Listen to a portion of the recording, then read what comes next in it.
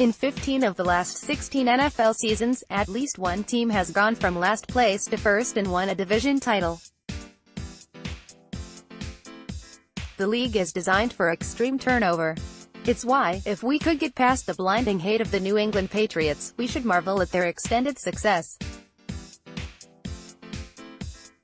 It's also why the Cleveland Browns' annual incompetence is equally as stunning, though that sure seems to be changing. It's not hard to figure out why things turn over so quickly. Free agency picks apart the best teams, and allows bad teams to reload in a hurry. In the first week of free agency, all 8 2018 division winners took hits. Some have made some moves to balance it out, but none had a net gain early in the process.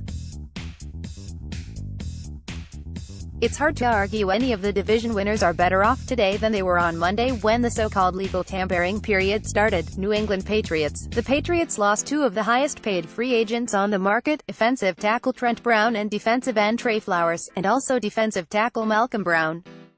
We know the Patriots will outsmart everyone with under-the-radar moves. The Michael Bennett trade seems to be one, but they didn't add much. They're pretty good at getting players later in the process, though they are also still waiting on a Rob Gronkowski retirement decision. Baltimore Ravens. By the time 24 hours had passed in the legal tampering period, the Ravens had lost 4 defensive starters, pass rushers Terrell Suggs and Zadarius Smith, safety Eric Weddle and linebacker C.J. Mosley. Adding safety Earl Thomas and running back Mark Ingram clearly helps, but they still lost a lot, and watched the Browns get a lot better. Houston Texans. 2 key pieces of the Texans secondary left for big money, with Kareem Jackson to the Broncos and Tyrann Mathieu to the Chiefs. They did add Tashaun Gibson and Bradley Roby to replace them, but you'd rather have Jackson and Mathieu. And they hadn't added any much-needed offensive line help.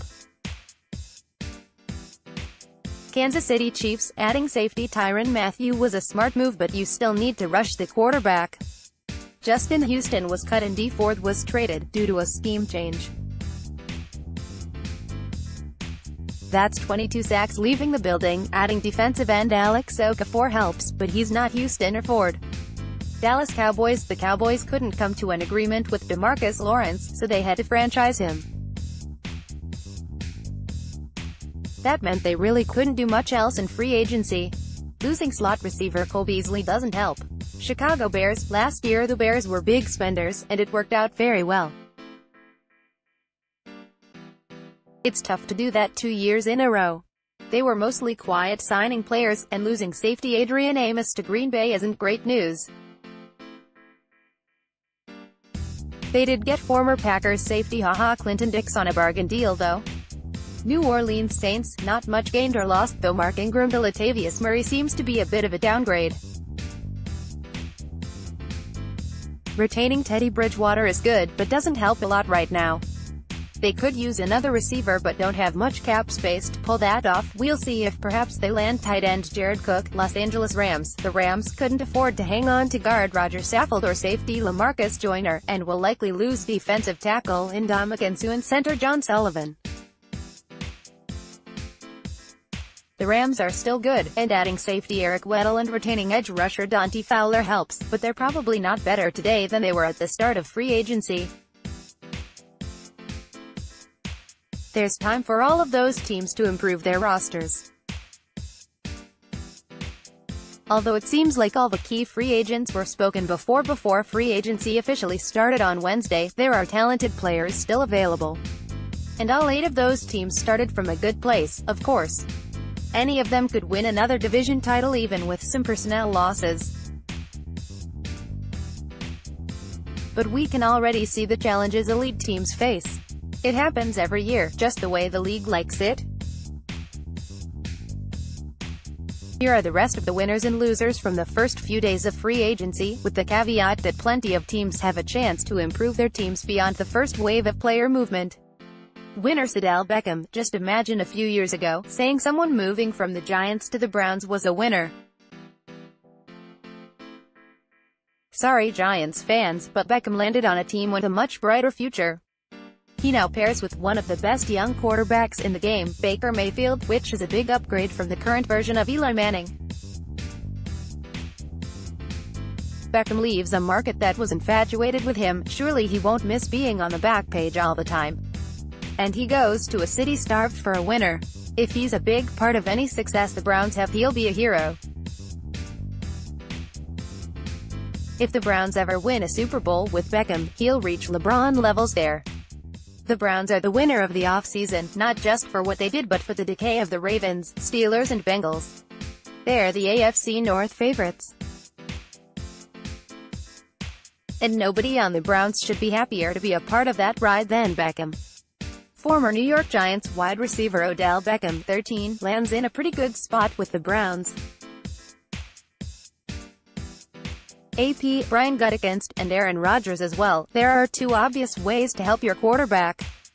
One is easy, stock up on pass catchers and linemen. But building a stellar defense is a close second. It's still strange to see the Packers being aggressive in free agency, after all the years of dormancy under Ted Thompson. New GM Gutekunst clearly believes in using free agency as one tool in roster building, which he should. And he stocked up on defense. The Packers had to improve the pass rush and did, with former Ravens Za'Darius Smith and former Redskin Preston Smith. Za'Darius Smith is particularly intriguing because he can line up just about anywhere in the front seven, and is coming off an 8.5 sack season. Then, for good measure, the Packers grabbed safety Adrian Amos from the division rival Bears.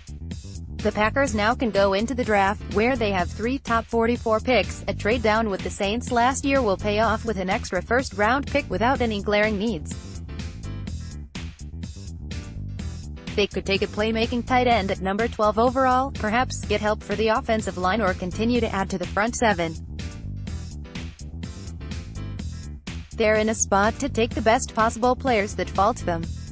The Packers had a bad 2018 season, but there's still a lot of talent and, of course, Rodgers. Maybe new coach Matt LaFleur helps as well. Green Bay didn't have the splashiest free agent haul, but it could end up being one of the most impactful. Nick Foles. Foles did pretty well, considering it's hard to figure out who other than the Jacksonville Jaguars was bidding on him. Foles got 4 years, $88 million, which isn't out of line for a starting quarterback, though it does ignore his inconsistency.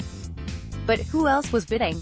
The Miami Dolphins weren't even offering enough to keep Tyrod Taylor from taking a 2-year deal with the Chargers to back up Phillip Rivers, or to keep Teddy Bridgewater from going back to the Saints on a 1-year, $7.5 million deal. The Redskins got Case Keenum. The Giants are sticking with Eli Manning. Was there another team willing to go more than $15 million a year? Or even $10 million?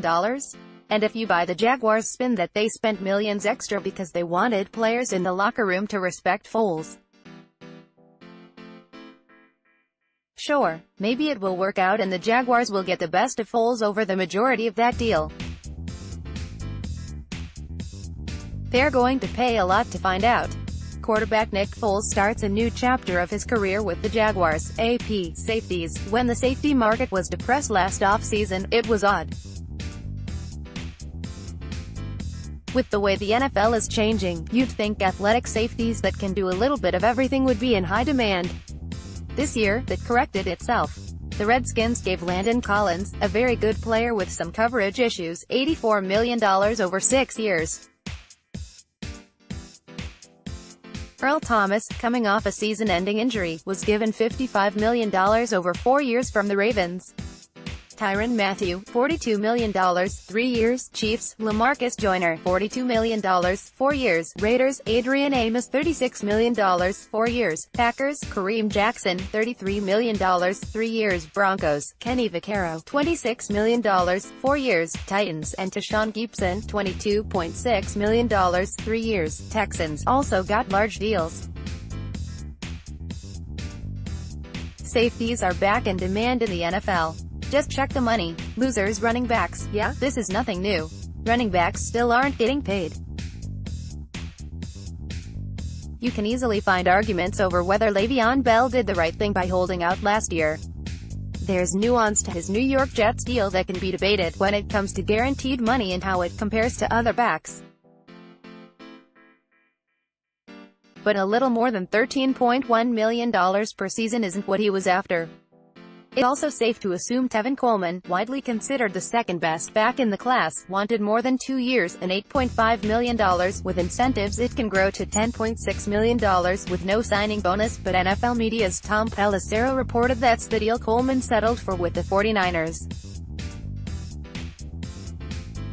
Mark Ingram actually got a decent deal considering his age and mileage, at 3 years and $15 million from the Ravens, but it's still not breaking the bank.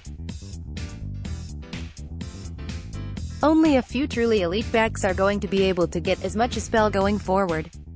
Good, young backs with few miles on them like Coleman will settle for much less. The market isn't getting any better at the running back position. Indianapolis Colts. Maybe there's something to be said about not blowing money on mediocre players during the first frenzy of the free agent signing period. There will be a lot of buyer's remorse over the next few years. And after last year's masterclass in how to rebuild a team over one off-season, Indianapolis Colts GM Chris Ballard deserves the benefit of the doubt. Still, it was shocking to see the team with the NFL's most cap space by far be so quiet in the first week of free agency. The biggest acquisition was receiver Devin Funchess, and the best thing to say about the disappointing former Panthers deal is that it was only 1 year, for up to $13 million, and the Colts aren't stuck with him long-term. For a team with more than $100 million in cap space, coming off a playoff berth, it seemed there would be more than at least they didn't give Devin Funchess more than 1 year.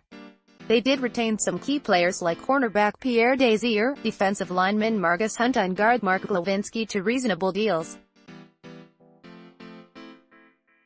They just didn't add much, despite more than $100 million in cap space coming into free agency. The NFL changes so fast. Reference that lead item on the 2018 division winners. Just because the Colts are on great footing after a fantastic 2018 draft doesn't mean that path will remain clear. Teams often strike when the championship window is clearly open, because they don't know how long it will be before it's closed. The Colts were quiet, though they could have added any free agent they wanted. Or 2, or 3. Maybe we'll look back and congratulate Ballard for staying above the madness. But it doesn't make the Colts better right now. Matt Patricia. A lot has been said over the years about the track record of Bill Belichick assistants as head coaches. The TLDR version, it's not good. One problem has been that old Patriots coaches seem to have a blind spot for old Patriots players. Instead of just acquiring good players, they look for the magic dust left over from knowing the Patriot way, and that brings us to the 2019 Detroit Lions. The first 3 contracts the Lions gave out were all a bit shocking, in their own way. Receiver Danny Amendola, off a bad year with Miami, got 1 year and $4.5 million. Cornerback Justin Coleman, with 13 career starts, got $36 million over 4 years. Then defensive end Trey Flowers got a 5-year, $90 million deal. His $18 million per year is tied with Odell Beckham for the 4th highest in the NFL among all non-quarterbacks. J.J. Watt's deal is for $16.7 million per season. And what did all of those 3 have in common? That's right, they're all former Patriots. Would Amendola have gotten a look from the Lions had he never played for the Patriots? Would Coleman, a nickel cornerback, gotten $9 million a season had he not passed through New England? Would the Lions have paid Flowers like he's Watt had he come from the Jets, Chiefs, Chargers or wherever else? It's a good bet the answer to all 3 questions is the same. Patricia isn't the first Belichick assistant to be hypnotized by the strange allure of former New England players. He probably won't be the last. Detroit Lions coach Matt Patricia invested heavily into 3 former Patriots players in free agency. AP, Cincinnati Bengals. Let's just say the Bengals' foray into free agency didn't get kudos on social media. The Bengals' big move to start the week was re-signing offensive tackle Bobby Hart. Hart flamed out with the New York Giants, landed with the Bengals, and started 9 games at right tackle. He was Pro Football Focus's 69th-ranked defensive tackle. There are only 64 starting offensive tackle positions in the NFL. The Bengals paid him $21 million over 3 years. Everyone had a good laugh. Their first outside free agent acquisition was cornerback B.W. Webb, who is joining his 6th NFL team in 6 pro seasons. It's another move that won't impress anyone. The Bengals came into free agency with roughly $50 million in cap space. They aren't exactly big spenders in free agency, with outside players or retaining their own, so it's not a huge shock they basically watched the first week of free agency pass by. It might be a long year in Cincinnati. Frank Schwab is a writer for Yahoo Sports. Have a tip? Email him at shutdown.corner@yahoo.com or follow him on Twitter, follow @YahooSchwab.